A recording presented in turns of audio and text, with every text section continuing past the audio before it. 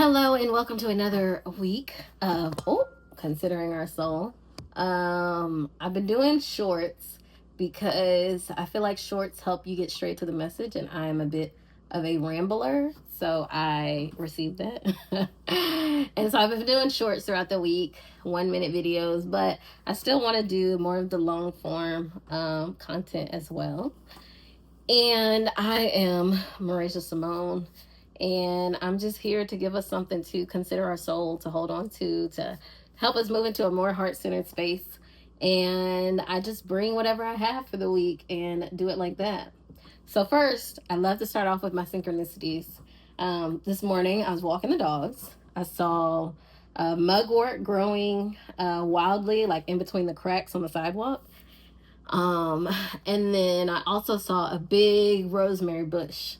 So rosemary is going to focus on the brain. It's going to help with memory. Think about like ancestral wisdom of the mothers. So it definitely focuses in on that reproductive system and just that matriarchal lineage. But mugwort is going to be similar because mugwort is a dream herb. It is a intuition herb. It is a reproductive system herb. So again, the commonality is the reproductive system. And so when we think about the reproductive system, we think about our ability to create, our ability to birth something. The womb, we all hold a womb, no matter what gender we are or identify with. We have a womb space. It is a space of creation. And so we think about herbs that focus on the womb. They're going to help us on our place of creation. And so I know, like, recently we were talking about a project that was coming to life that we wanted to know what it is. We couldn't really figure it out. It's still coming. It's still being birthed. So those were some of the synchronicities that I saw on my walk today. And then there's also I've been having vivid dreams, but I haven't been remembering them. And so mugwort is going to be one that helps you to remember those dreams that you're having. It's deeply intuitive. I've always been scared to incorporate mugwort into my practice. It is a cleansing herb. So if you burn mugwort like people burn sage, you can cleanse your space, especially before bed, to invite in clarity and dream recall, things like that. And it's always been one that I've been scared to work with, but I know that I'm being called to kind of incorporate it more. Just in getting clear with the vision, like, what is the bigger dream? What are we doing here? And excuse me, I was listening to my teacher, Karen Rose, talk about how the past, was it a Capricorn full moon, and how it was really like getting real with you, and what needs to like kind of be released and die away, and then what needs to be like dove into, birthed, and all these things. What is a new version of yourself that you're moving through life with now, like that you have to move through life with now, and how it should all be heart centered. Like, it should be things that feel good to your soul, like that bring you joy, that feed the heart or uplift the heart. And so it's soul work. It's the things that you were created to do, that you've always wanted to do. And so that's going to relate to that project that we were talking about before. But yeah, and I also, for my other synchronicity, before I start pulling, is the bunny rabbit. I don't know what the difference between a bunny and a rabbit is, but I've been seeing them a lot, especially around my home. So I have my animal speak book that I like to refer to when I start seeing animals a lot. And so that's what I'm going to do for that one, because I don't know. I think bunnies or rabbits represent like fast change, movement, abundance. So I don't know in what category this is in, what it's referring to, but seeing that we're talking about the project and the birthing of something, it could have something to do with that. So let me get to that page. I'm not scared of lions and tigers and men. Let me see if it's in rabbits or bunnies. Rabbit, hair, fertility, and new life.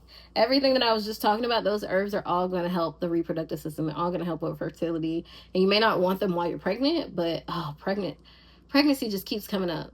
And it's not my pregnancy. It's just like birth, people being pregnant, babies, all of that just keeps coming.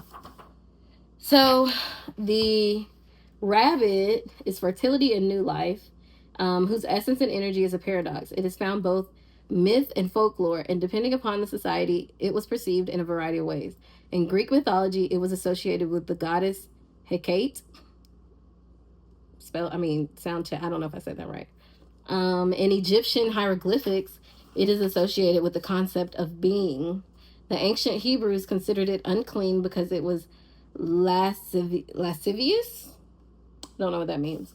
Among the Algonquin Indians, the great hare is the animal Demerg.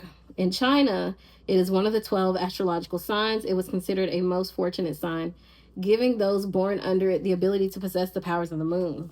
Hare individuals are considered sensitive and artistic. The hare is imbued with ambition, finesse, and virtue, along with living on the moon. The rabbit is known for its ability to procreate, its fleetness, its ability to make great leaps and hops.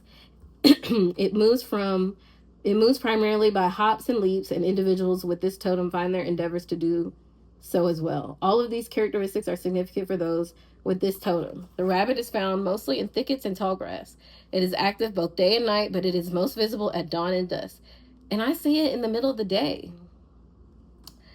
These are the times long associated with the fairy realm of life.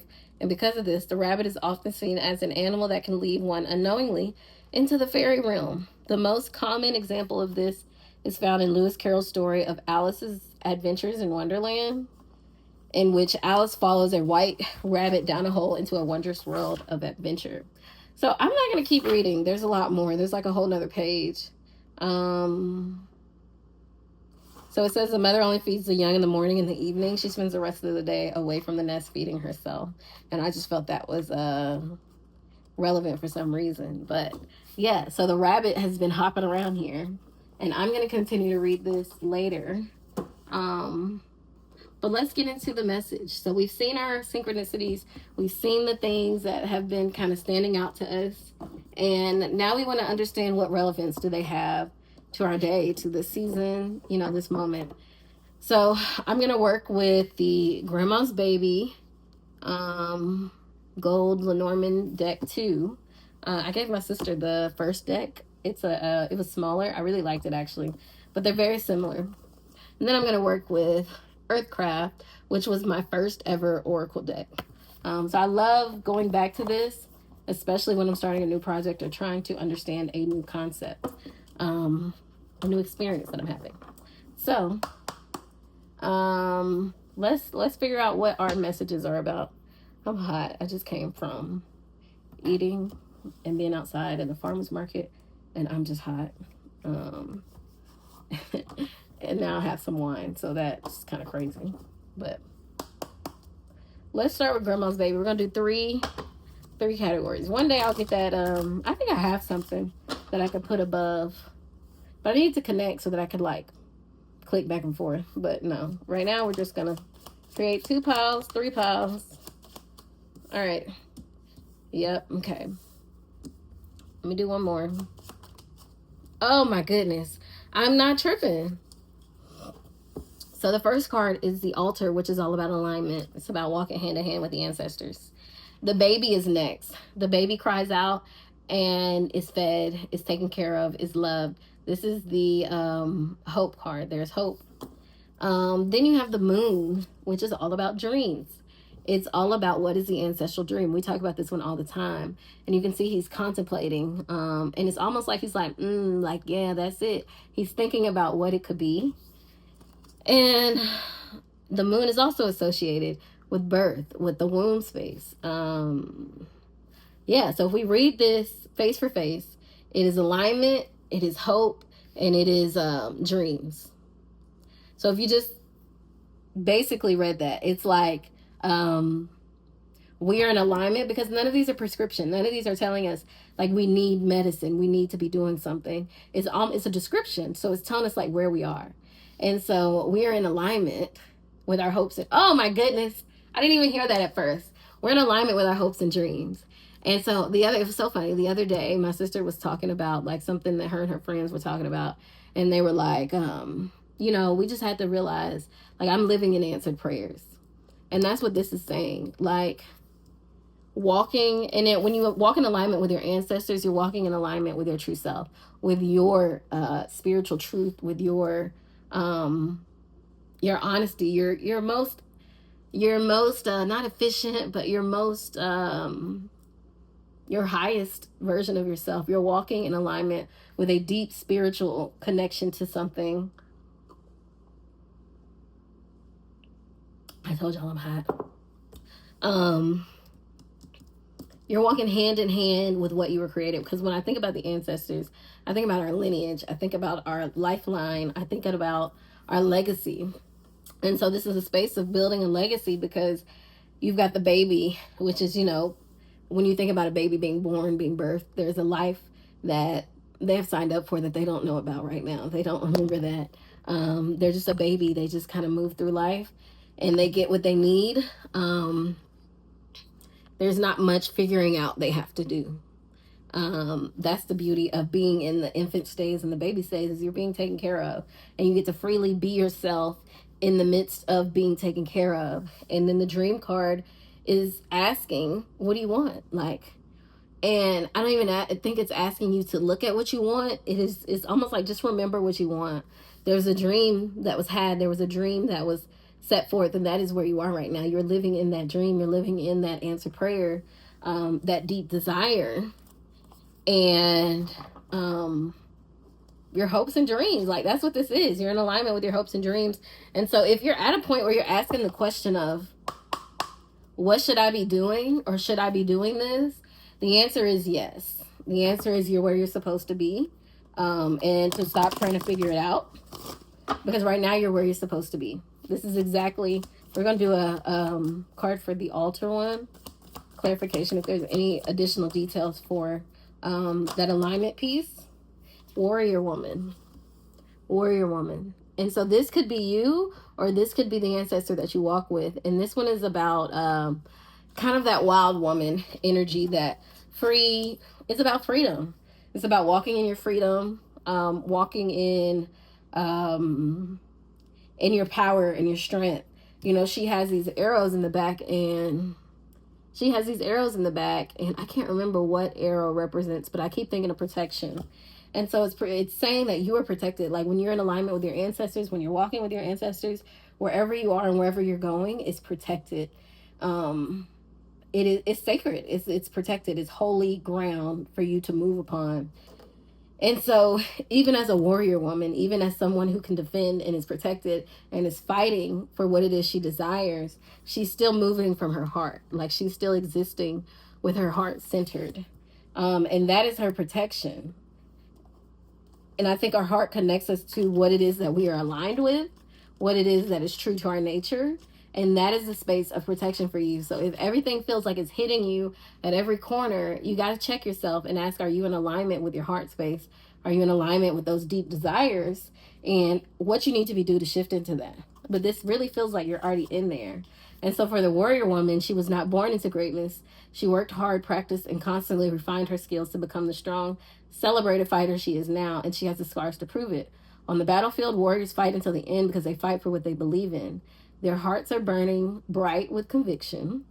Hatred and anger burn hot too, and it's easy to mistake that for passion, but they are not sustainable fuel, either burning out fast or consuming the fire entirely. The pure light of your heart, however, is an eternal flame when fueled by truth and justice. As long as your goals reside in the heart, you too are on a path of glory. You too are the warrior woman. So if you're feeling discouraged or doubtful, know that you have all the courage, motivation, willpower, and creativity you need, but you must practice owning your power, fighting for your passions, and don't give up on your dreams just yet. You're being guided to dig deeper and channel your focus and energy and resources into fighting for your what? Fighting for your dreams. You will win in the end, but do not expect overnight success. Reaching your goal will take time and dedication, but the rewards will be well worth it I just saw 444, in the effort. So this is a continuation. Like, keep going. If there's something you're hesitating on, something you're questioning, it's saying, no, you're right where you're supposed to be. You are in alignment with your hopes and your dreams. And so it's asking you to keep fighting, keep going. And this isn't about burning out. This is not a fighter energy of burnout. This is a fighter energy of the heart space. Tapping into that.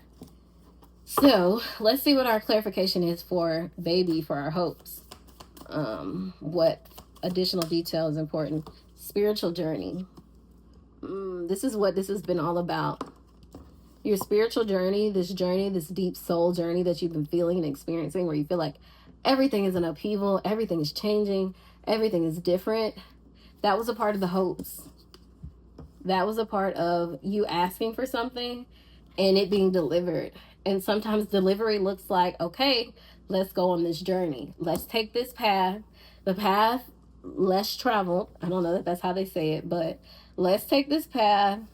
It's going to take you into some darker spaces, some mysterious spaces, some questionable spaces, but like it's helping you to become that person. It's helping you to become that person that you prayed to be. And so think about what you've asked for in the past. Like if you're sitting there and you're contemplating, well, why is this happening? It just feels so heavy. Sometimes spiritual journeys can feel heavy. Don't let people make you think that it should be easy. It should be like simple and clear. And it's just lilies and butterflies. It's not. Sometimes it's really heavy. Very heavy, and heavy enough for you to question if you're in the right place, if you're doing the right thing, or if you're doing the wrong thing. And this is letting you know, I think this whole thing is letting you know, even if there are questions, even if there are concerns, worries, fears, doubts, know that you are living in your answered prayers. And I think when we think about our answered prayers, we assume that all of our problems will be fixed. We won't have to worry about anything. We will have no cares in the world. But really, living in your answered prayers means being at peace with what is happening, because it is for your highest good. And it is bringing you to the highest place that you have desired to be. And I saw this other post the other day, and this girl was like, yeah, like these are the things that I envisioned for myself, this, and that. And so people like, do you feel like you made it? And she was like, yeah, I feel like I made it, but this is far beyond what I asked for, what I prayed for. They already got to that point where I was like, I've made it. Like, this is what I prayed for and wanted and desired. And now everything you see now is far beyond. So I know who is instructing this. I know who is leading me into this. And I think that's what this feels like, is there's a dream, there's a desire, but there's something so much bigger than that you can't see. That you're being asked to continue on your journey because you can't see that bigger thing. But that bigger thing is there, and it's being birthed, it's being created right now. You're laying the brick by brick, you're laying the tracks down, track by track, because you're building up to that thing. And so to keep contemplating on what that dream can be, how that dream can continue to evolve. It's not asking you to do this deep digging to figure out, like, what is that dream, or like, what am I missing? Because I've been doing that a lot lately. It's like, is there something I should be doing? I'm missing something. And it's not asking you to do that. It's asking you to be present with the moment, because you're already living in the answered prayers. This is what you prayed about. This is what you asked for. So everything else being created, being built, is a continuation of that dream. And so the clarification we got with that was light. And it's about shining your light. I think the dream is for you to be in the light. The dream is for you to shine. The dream is for you to be seen and to be witnessed and to share your light, to be the light and share it. And when we think about the light, it's not always like be the most pure thing in the world and, you know, you're so perfect and you teach people, you show people. It's about being honest. It's about shining a light on the darker spaces that you hold, shining a light on the brighter spaces that you hold, but shining a light on truth and being a representation of what it means to be. Mosquitoes get on my nerves. Being a light, being the truth for other people to stand in their own light, to stand in their truth. Because when we can stand in our truth, we can stand in our light. That is our freedom. That is our freedom to exist and to be loved and to be seen and witnessed as we really feel like we truly are.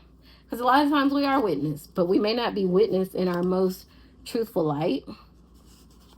And so that, I think that's a big part of this dream, a big part of whatever it is you're going to be doing, is going to center you. It's going to put you in places that may make you uncomfortable. The sun is the source of all life on earth. Without the sun, plants could not grow, humans could not cease to exist. In the same way, you have sun radiating from within your heart. Living your life through your heart means acting on your passions, speaking your truth, and being authentic, being your authentic self, no matter the people or circumstances surrounding you. Every time you compare yourself to someone else, you diminish yourself or ignore your needs to please others. A cloud forms around your heart, obscuring its pure life-giving energy. Your dreams and desires are waiting patiently behind dark clouds that are preventing your heart from spreading light through your soul. Do not look to others to tell you who you should be. Only you can manifest the future you desire. Your heart will shine its guiding light outward, sending nourishment to the people, things, and opportunities that will help you shine. Wealth and loving relationships, health and fulfilling job will all be yours. Your light is a beacon for all your hopes and dreams. What did we just say this was about? Your hopes and dreams. It is about you being in the light. It's about you being seen. Like, you are a catalyst for the life that you desire. You are a, what's the thing? A propeller, a slingshot. I don't know, but you hold the keys, you hold the energy, you hold the light, you hold the love, you hold everything that's needed to propel you into this dream that you have. And sometimes we don't know the dream that's in our heart. We don't know it. We can feel it, you can describe it, but you may not be able to like say this needs to be like this or I want this to be like that. Like for me, it was all about, I wanted to be in community with people. I wanted to do something that felt fulfilling. I've been getting a little more specific now that I'm getting to know myself, my true self in a deeper way, about the life I want to live and who I want to be and where I want to exist at and what's the environment I'm in, who are the people around me. And the more I get closer to that, the more I start to see more of what the dream is. So, hold on, let me take a sip of my wine. So, you're drawing them in. So that was definitely hopes and dreams. And you're in alignment with that change, with that season. So I've been trying to figure out, what's this transition? All of the things I've been doing for myself, I keep talking about a transition. And I think it's telling me that you're transitioning fully into that dream space, fully into the things that you have prayed for so long, so long. Have y'all ever thought about how long you've prayed for something in your life? How often, how consistent you've prayed for that thing and it's still not here? This is telling you that it's coming. If it's not already there, you may not even be able to see it, but if it's not already present, it is right around the corner. I'm not talking about a year later. I don't even know that's 6 months later. I feel like it's sooner than that. Like, the energy of it just feels so exciting and exhilarating that it's like already on you. It's already in you. And so whatever that is, I think the thing to do is to feed your soul, feed your spirit, whatever's bringing life to you, whatever's making you feel joy, whatever's making you feel hopeful for the future. It's time to be pouring into that and that. Oh, I can't say that only because we have other obligations and things, but you may need to get into a position where that is the thing that you are consistently pouring into, especially when we think about projects and something new you're working on. Putting that energy forward into that is going to shift things drastically for you. And I think a lot of times we think that I have this idea and I want this to come to life and I want it to look like this. But sometimes working on that thing is what creates this other thing over here.